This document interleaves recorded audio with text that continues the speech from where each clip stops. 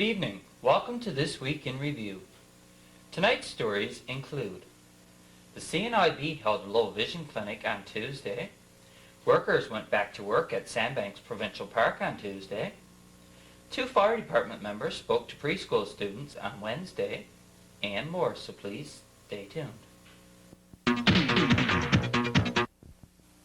Even though many types of blindness can be prevented, thousands of people lose their sight every year. The reason? They ignore the danger signs. Signs like blurred vision, eye pain, and excessive tearing.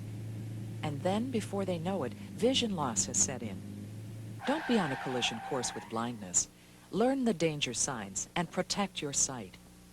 A message brought to you by Lions Clubs International.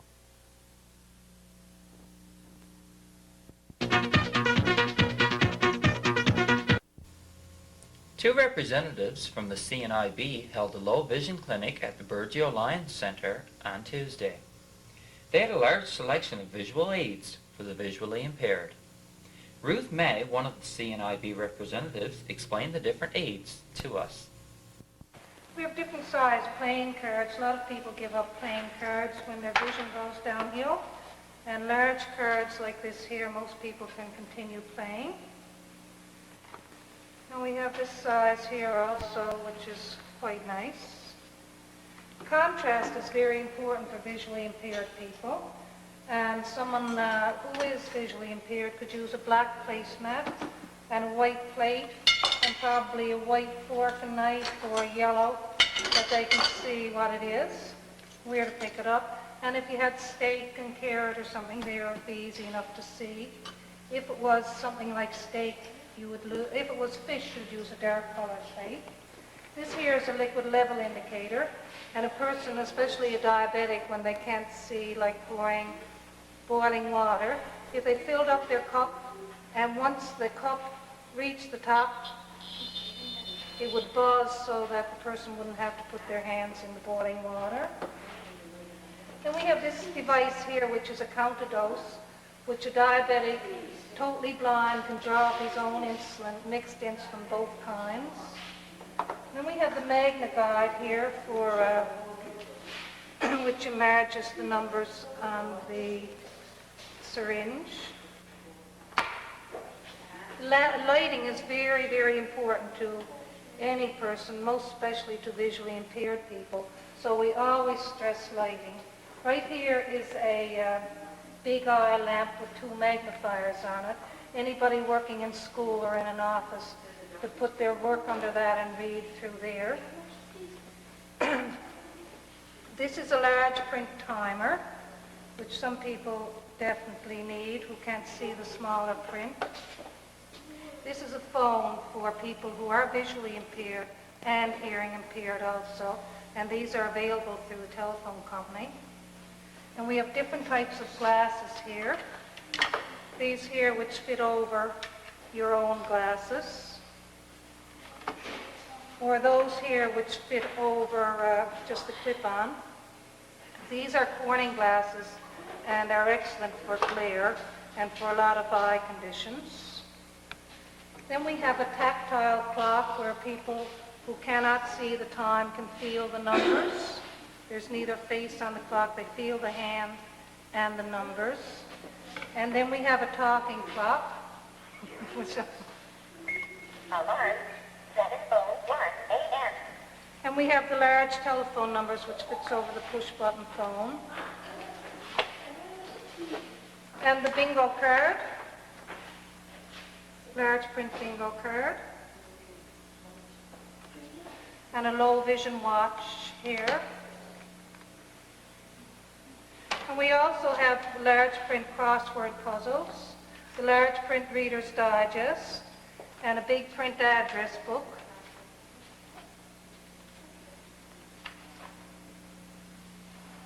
And then we have this to put on a dial phone where people can dial their own phone numbers. Over on this table right here,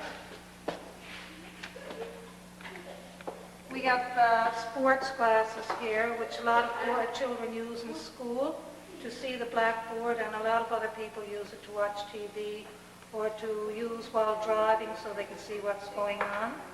We have many hand magnifiers here, and the smaller the magnifier, the stronger it is. Like this would be a 6x and a 4x and a 3x, and it keeps going down.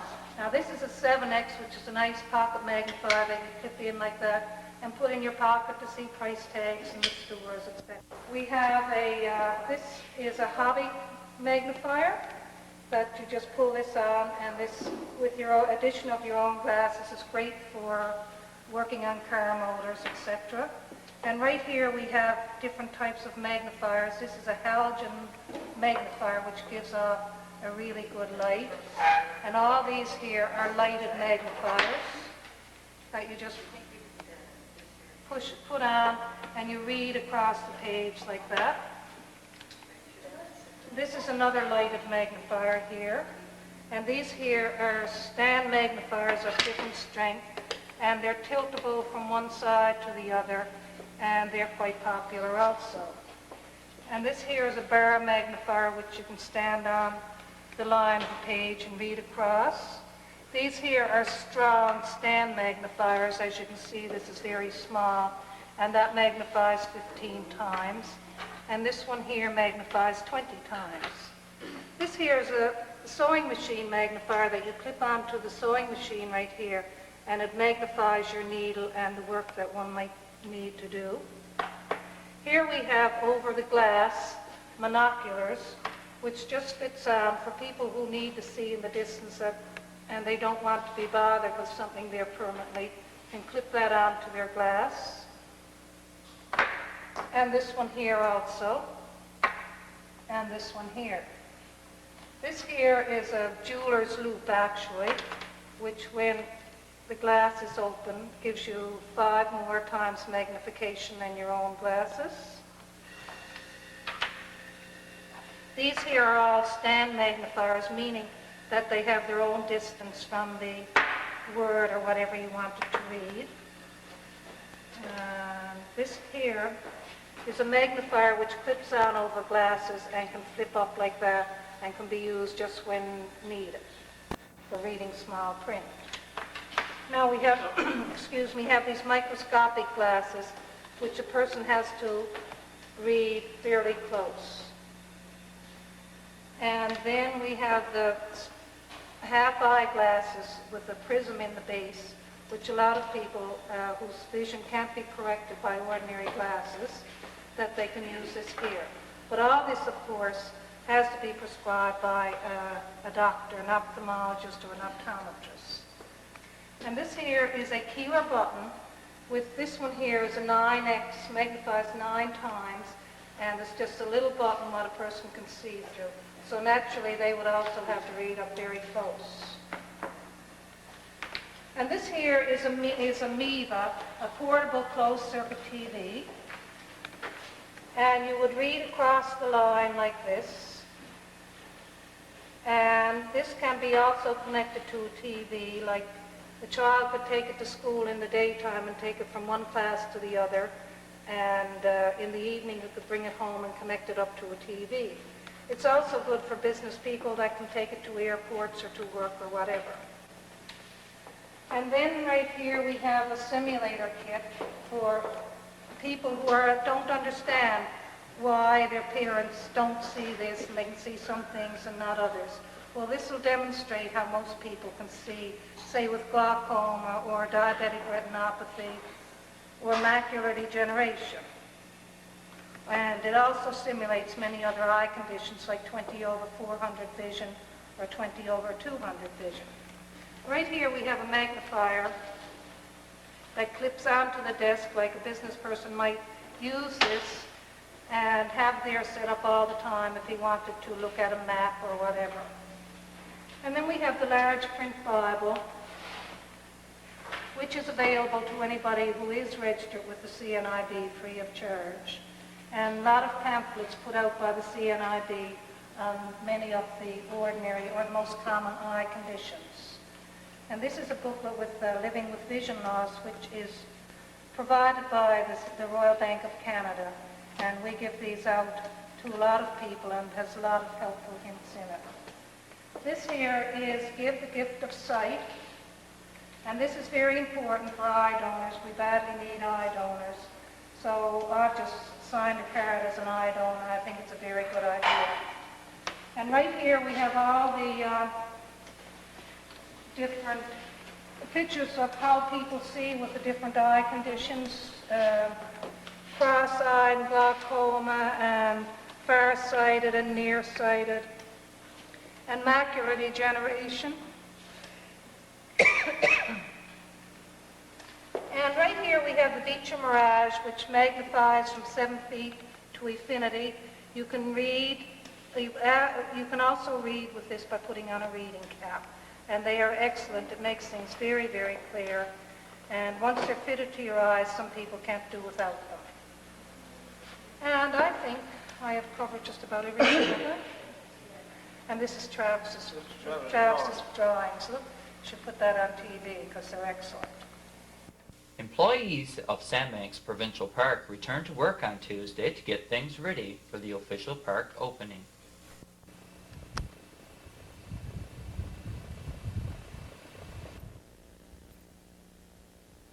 As the camping season draws into full swing, workers at Sandbanks Park were busy this past week as well as in the few upcoming weeks getting the park ready for its opening.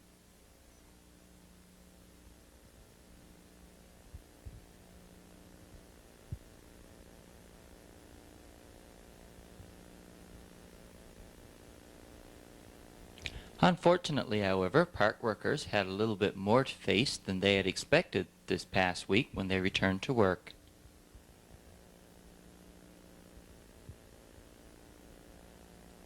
As you can see, someone decided to have their fire on one of the picnic tables rather than the nearby fireplace.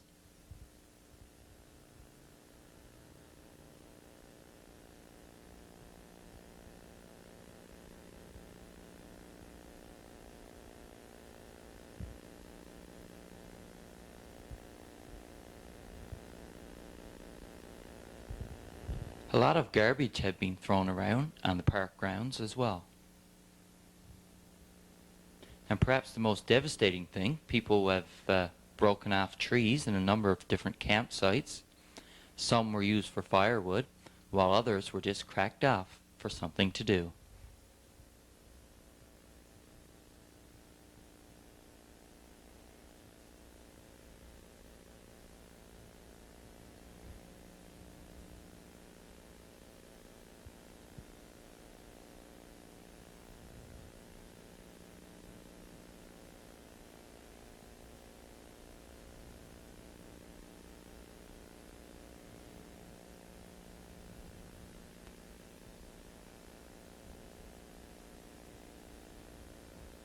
All of these trees were cracked off or cut down in one of the campsites and just left thrown around.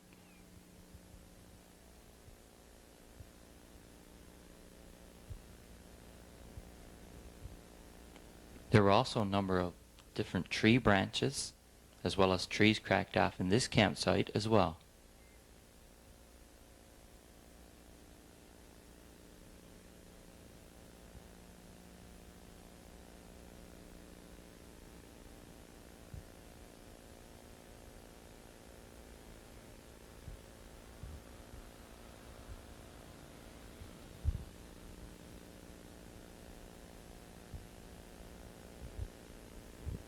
Whoever made the mess on this campsite decided to throw their garbage in the bushes just clear of the campsite rather than putting it in a trash can or taking it down with them. Also, someone decided to cut the screens out of a number of washrooms at the park.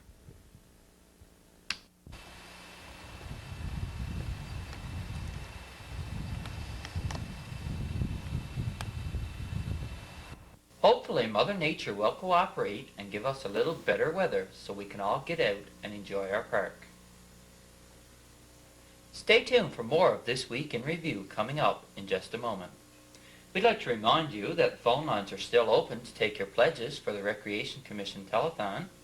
We'll be on the air tonight until 10:30 p.m., so please stay with us.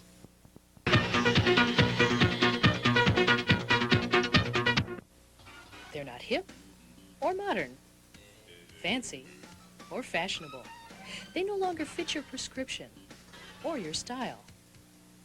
But for one person living in a developing country, these used eyeglasses will put the world in focus, maybe for the very first time. Don't throw away someone's chance for a clearer tomorrow. Donate your used eyeglasses.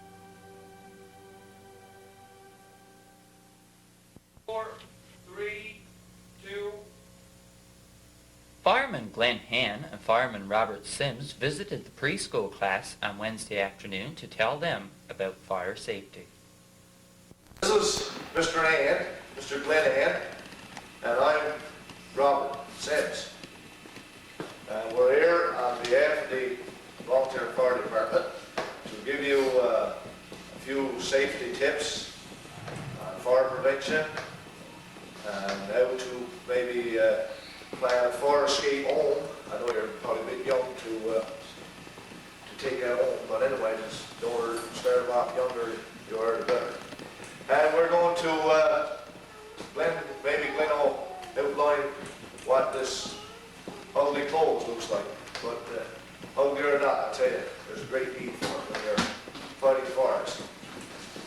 Okay? Now, first of all, I'll just give you a few safety tips and a few ideas on how to get from a building if the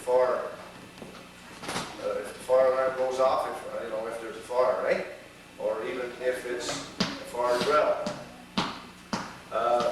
First of all, if you're in class or in your house, you should never, if there's a fire, never leave your desk or leave your bedroom and try to go and hide from fire. That's one of the worst things you can never do that. I know it's a bad feeling to know that you're surrounded by fire or smoke and you're into a burning building, but you shouldn't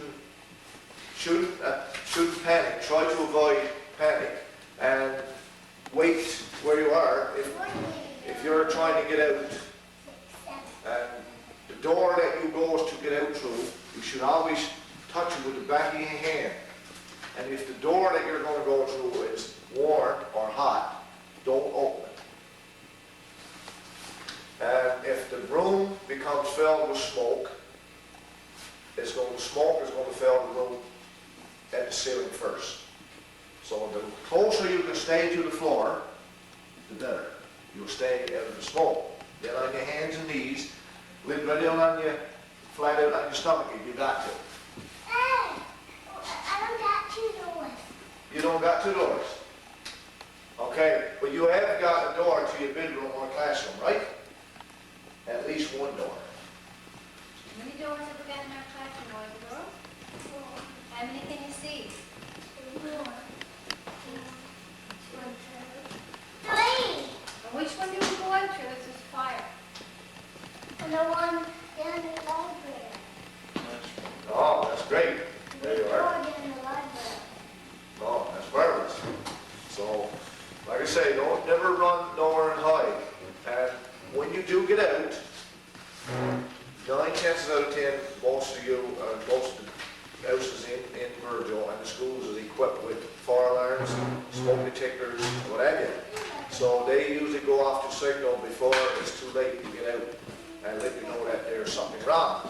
And when you do go out, when you're home with your family, mom and dad, and your brothers and sisters, when you go outside, after you get out, don't run off by yourself. You always got a place outside where you're going to meet, same as you do if you had a fire drill in the classroom, and you goes outside, the teacher is there, and you go where the teacher is, all of you, right? And she calls your names, make sure that you're all out. But suppose you got in a case where your clothes caught fire. You was even off with your moms and dads, and you was having an outdoor fire, wiener roast, or roast marshmallow, and your clothes caught fire. Would you know what to do? The first thing you should do if your clothes caught fire? Of course, you've got to try to get it out as quick as possible. And the best way to do that is get down on the ground and roll. Cover your face. Cover your face. Cover your face, hands over your face, and lie down on the ground and keep your legs together and roll over. Roll over and over, right? That way there's some other to take the fire. Anybody want to go up and Okay, anybody want to try it? Dave? Want to come here and try it? Okay? Want to go up and try? No? What are you in the bathroom? Okay. All right, you come over here. Now, if you was having a winter roast or a marshmallow roast, or if you was in your house and flame caught your clothes afire, okay? And you want to get it out as soon as possible because you don't want to get any burns on your face, your hands, arms, legs, or anything. So, first thing you do, you put your hands over your face and you lie down flat. Lie on the floor. Lie on the floor. Yeah. Right? Put your hands on your face. And cover your face. Right? Put your legs close together. Right? And roll. Roll over. Roll, there you go. You keep rolling and rolling and rolling. That's right. Right? Like that. That's right. Okay. There you are. That's what you would do, see? That's what you do before, I right? would do it before because... Pardon? Everybody remember? We hope. Yes. Yes. Always remember that because it's very important. I'll tell you, Mr. Hand, he's got on black boots with white and a big black coat and a yellow cap, right? Helmet and gloves. Now, I got a yellow helmet here. He's is yellow also. Now there's a white helmet in the fire department, which is the fire chief. We got, how many red ones? 5 red ones, right? That's the officers. Like you got the inspection officer, you got the pump captain, you got the team captains, and the training officer. Wears red helmets. The fire chief wears a white one. All firefighters either wear yellow or black. Now my coat is yellow with fluorescent pink stripes onto it, right? So I can be seen in the dark. Plus I got, my boots is yellow and black, and a big pair of heavy gloves. Now, we got protection for our feet and legs. Those boots extend right up to here. They got steel toes, same as like Glenn's is, huh? Right? They go steel toes. You snap on that there and you won't hurt it because it's steel toes, right? If you drop something heavy on there, you can't hurt it. Glenn's got his boots all lit up so the flame won't, or the water won't make them wet. And those big coats we're wearing here, they're waterproof, and the heat from the fire, if you got enough heat, of course it can go through, but it will protect you from getting burned, your body getting burned, right? Yeah.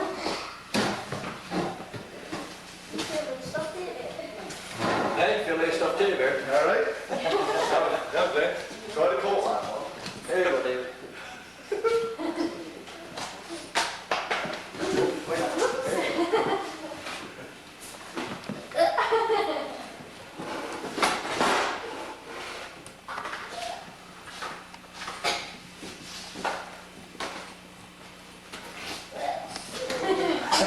Over the gun.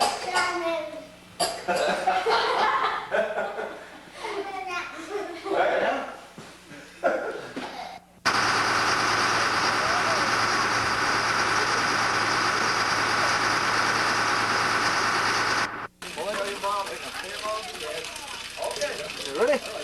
The teachers here in Burgeo were scheduled to have a walk for literacy on Thursday afternoon. However, due to bad weather, the walk had to be postponed until Friday. The teachers that took part in the Walk for Literacy raised approximately $200 for the Literacy Foundation. As you can see, some students decided to tag along with their teachers and support them in their walk. Some teachers completed the walk quicker than some others, and some we never saw while we were filming. The teachers left school after the last classes for the evening and walked around Burgeo before calling it a day. Michael Skinner returned home on Friday after having a heart transplant this past February. We're glad, we're glad everything turned out okay. And that's a fruit basket for you. It's a lot more than that. Thank you. This donation there from the Lions and Lioness, Yeah. that'd be great. Yeah. For you and Sean. That's for your gas, okay? For your gas, yeah. Because we picked up. It's nice to see you home again. Okay. And you're doing okay, I guess? Yeah. That's nice. And your mother and them was all glad for you to come home.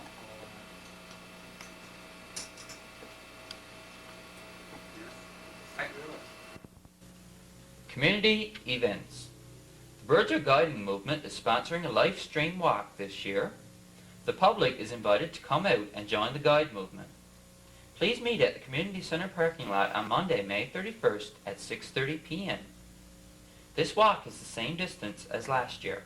No bicycles, please. Virgil Seniors Housing Corporation invites suggestions from the general public for a suitable name for the new senior center. A prize of $25 will be awarded to the winner. The deadline for submission of names is June 3rd, 1993. Please mail your suggestions to the Burgeo Senior Citizens Housing Corporation, General Delivery, Burgeo, Newfoundland.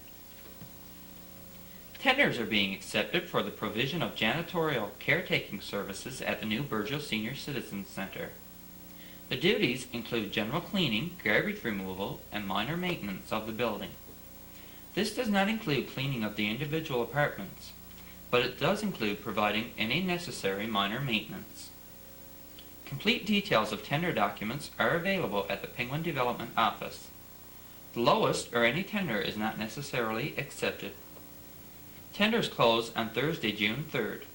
Address all correspondence to Tender for Janitorial Service, Burgeo Senior Citizens Housing Corporation, General Delivery, Burgeo, Newfoundland. Well, that's it for tonight's program. The Recreation Commission TV Bingo is coming up next. We'd like to remind you that the telethon will be going on until 10:30 p.m. tonight, so if you haven't made a pledge, there's still lots of time to do so. On behalf of BBS and all the BBS volunteers, I'm Dave Cooper. Have a great week. Good night.